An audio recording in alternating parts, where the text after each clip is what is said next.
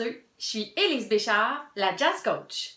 Certains d'entre vous m'ont demandé comment fonctionne le chemin quand on joue un standard jazz. C'est vrai que la première fois ou les premières fois qu'on joue des standards, on ne sait pas trop où s'en aller avec ça. Alors, voici le chemin le plus classique pour jouer un standard jazz. On commence avec le thème, qui est habituellement 32 mesures. Si c'est un blues qui a 12 mesures, on le joue 2 fois pour bien faire entendre le thème de départ. S'il y a une chanteuse, c'est la chanteuse qui a le thème. Et oui, désolé les instrumentistes, c'est la job de la chanteuse.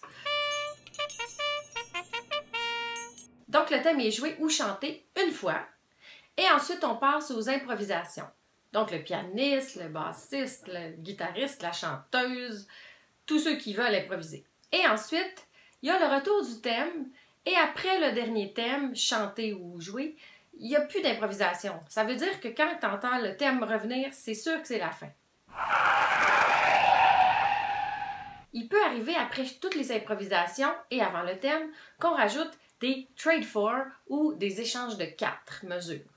Donc ça, si dans l'ordre il y a eu le sax, piano, chanteuse et guitare qui ont improvisé, c'est dans ce même ordre-là qu'ils vont échanger des 4 mesures avec la batterie. Donc le sax va faire 4 mesures, la batterie va en faire 4. Après ça, la chanteuse va faire 4 mesures, le batteur va faire 4 mesures. J'espère que j'ai le bon ordre. Et pendant ce temps-là, la forme de la pièce n'arrête pas. Donc pendant ces 4 mesures-là où la batterie joue, les mesures continuent d'avancer dans la pièce pour toujours garder notre forme de 32 mesures. C'est une façon de mettre le batteur en évidence sans qu'il ait à se taper 32 mesures de solo, puis plus trop savoir où est-ce qu'il est rendu. Après les trade four ou les échanges de 4 mesures, on refait le thème au complet, puis souvent, à la fin, on fait ce qu'on appelle un tag, c'est-à-dire qu'on répète les 4 dernières mesures de la pièce. Le plus classique, c'est 3 fois. Donc, quand on n'a pas d'idée, on fait un tag. J'aimerais beaucoup savoir, les Français, comment vous appelez cette petite répétition des 4 dernières mesures d'un standard jazz. Au Québec, on le dit en anglais, c'est un tag. Alors, à vos cartes routières et bonne improvisation!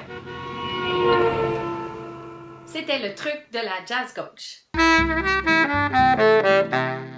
N'oubliez pas d'aller aimer ma page Facebook et de vous abonner à ma chaîne YouTube et de m'envoyer vos suggestions, bien sûr. C'était la Jazz Coach. Et n'oubliez pas, c'est en chantant qu'on l'entend.